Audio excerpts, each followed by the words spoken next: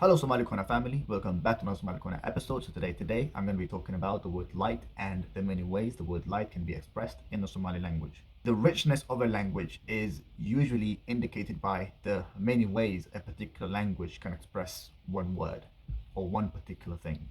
Recently, I've been getting comments and messages from religious Somalis who tell me that, we should abandon our Somali language and we should take the Arabic language, which is the language of Islam.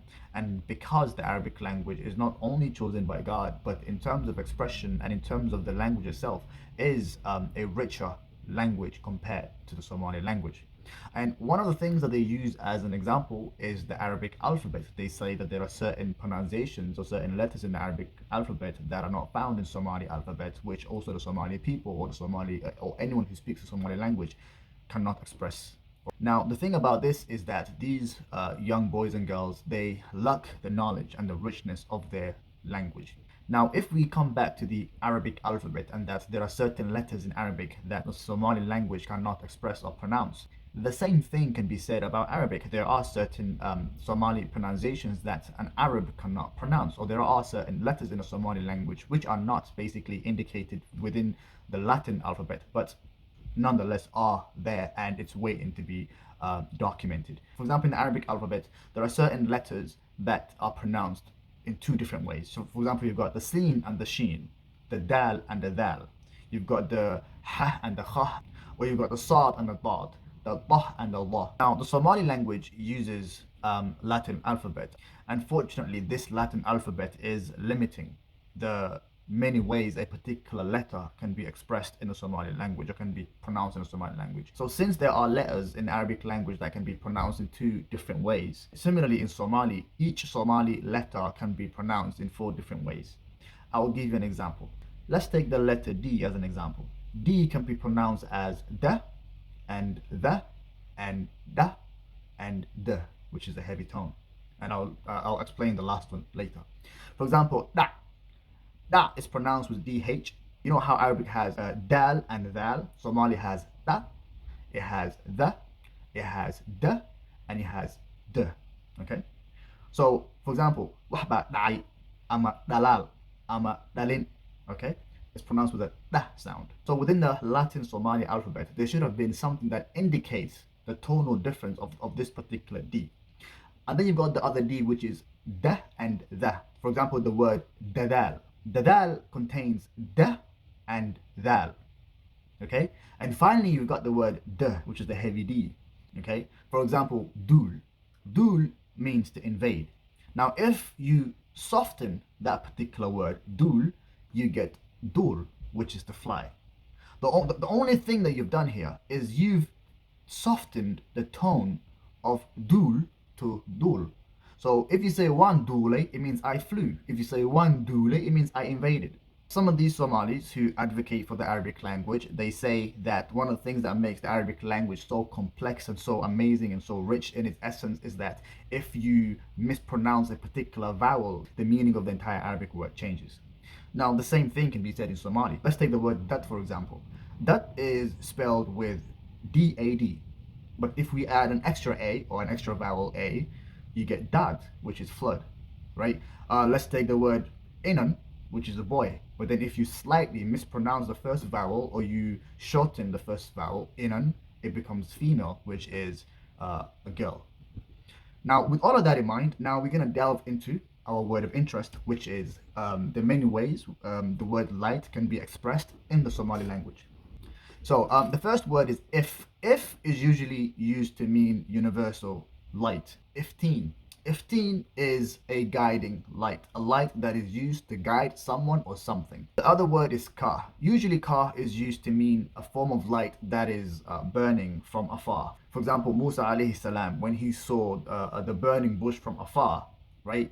That in Somali, that type of light that you see from afar is called ka. So Musa alayhi salam did not see ifteen, he did not see null, he did not see anything else, he saw ka. So ka is that type of light that you see from afar, okay? Null.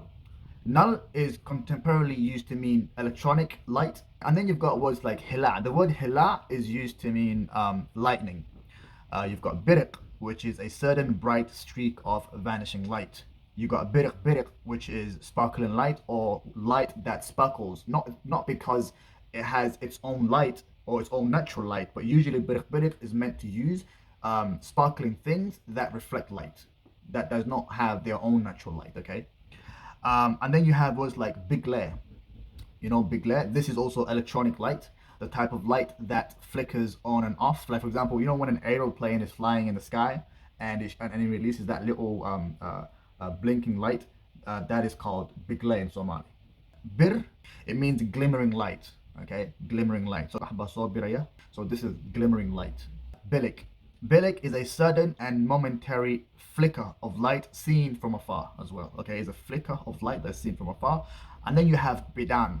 Usually bidan is also used to mean to see, but also in the Somali language, as much as the ancient Egyptian languages, eyesight and light are synonymous. The word used for eye and the word used for light are also synonymous. For example, if someone tells you ifka Allah kutiro, okay, it means may you lose your eyesight.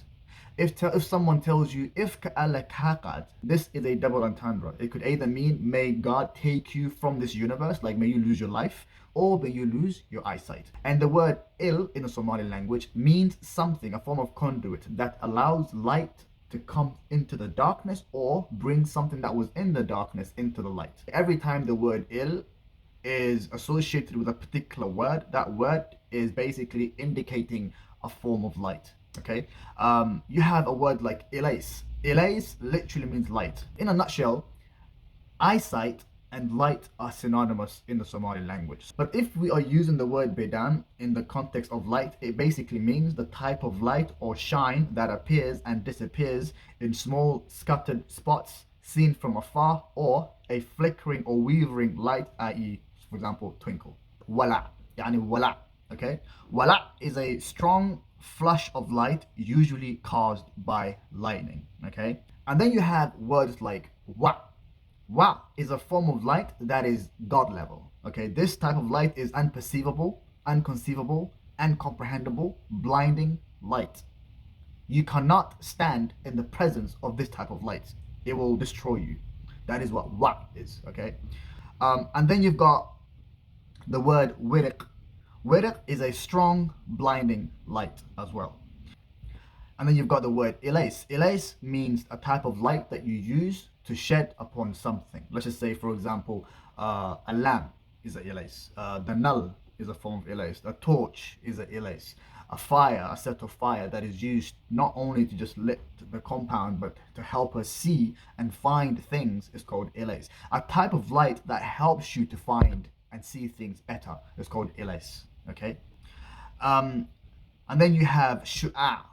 Now shu'a is basically sunlight. Now you've got in Somali you've got the sun, but the sun emits light. What is the light the sun emits called? In the Somali language, this is shu'a. The light of the sun is called shu'a. And the first light of the morning sunrise in the Somali language is called og, whereby the light of dawn or the twilight of dawn in Somali is called jaraysin. Okay, jaraysin is the twilight of dawn. And then there's another word that combines both the twilight of dawn and the twilight of dusk. In Somali, it's called himise. Himise can both be used to express both the twilight of dawn and the twilight of dusk. Dildila awabari is also a form of sunlight that is associated with the morning sunlight. Okay, this is what is referred to the English language as God rays. And then you have the word gala and a gala'le. This is what we call in the English language a blazing light. Okay, a strong, steady, and intense form of light in Somali is called gala'le ama gala. Okay, dalal. Dalal in the Somali language is used to express reflected light. Okay, since we talked about sunlight, another word that is expressed in the Somali language in reference to sunlight is falar. Falar is usually meant to express the word sun rays, okay? That particular form of light in Somali is called falar because it's shooting like an arrow, okay? Look, and the word falar also means an arrow. Another word is fayig. Fayig is a strong light that causes you to squint your eyes. Like you can look at it, but you're gonna have to like squint your eyes for you to see it, right? You have to. It's very strong to look at, but is a type of light that causes you to squint your eyes. It's called fayig. Okay. And then you have words like inda. Inda is usually used to mean something that is very beautiful, and due to its immense beauty, it causes dizziness or confusion. But also, inda in the Somali language is used to express a strong form of light that makes it impossible to see. Now, this word is very interesting because we also come to learn that in the Somali language, the word light and the word beauty are synonymous. For example, you have the word ad'ad, which means the sun, and you have the word adan, which is white. Now, the reason why the sun is called ad'ad because the sun is white. The only reason why it appears yellow to us is due to the atmosphere. And then you have the word adays. Adays, it means to brush, but also adays means to whiten your teeth. Because when you brush your teeth, you're whitening your teeth. And then you have words like war'ad. War'ad means truth or to speak in clear terms. And then you have words like rumay. Rumay, it means to believe, okay? But also rumay ama rumaiso means to brush your teeth because truth and light and white are synonymous, all right? Um, and then you have words like qorah, which is the sun, and then you have quruh, which is beauty. Both qorah and quruh are synonyms in Somali, and they both mean the same thing. Now, the ro in rumais, as in truth, and the ro in rumais, as in whitening your teeth, are both indicating a form of clarity, whiteness, or light, or exposure into the light that is happening by force. Now, remember, to speak the truth is a hard thing to do, is to be under pressure. To brush your teeth is to put your teeth under pressure. To be exposed into the light is to be to be put under pressure. Something else I want you guys to take from this is that any Somali word that contains U in it, like the letter U in it, is indicating something that is happening with pressure. For example, ur, as in pregnancy, because there's a life form growing inside you, and that formation and that growth is causing a form of pressure in your womb.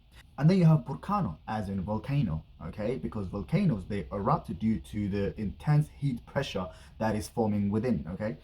You have burkasho. Burkasho is when water is gushing from the ground, okay? Because that gushing from the ground is being caused by a form of pressure. It's not happening softly. Or, for example, ubah. So with all of these combined, if you find any Somali word that has in it, right, it is indicating something that is happening with pressure.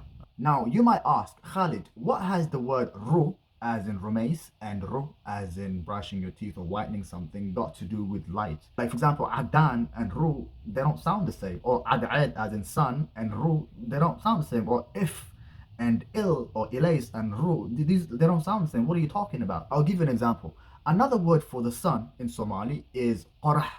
Now, the qor in qorah simply means a peephole. Qor means a peephole, a hole that you peep through, okay?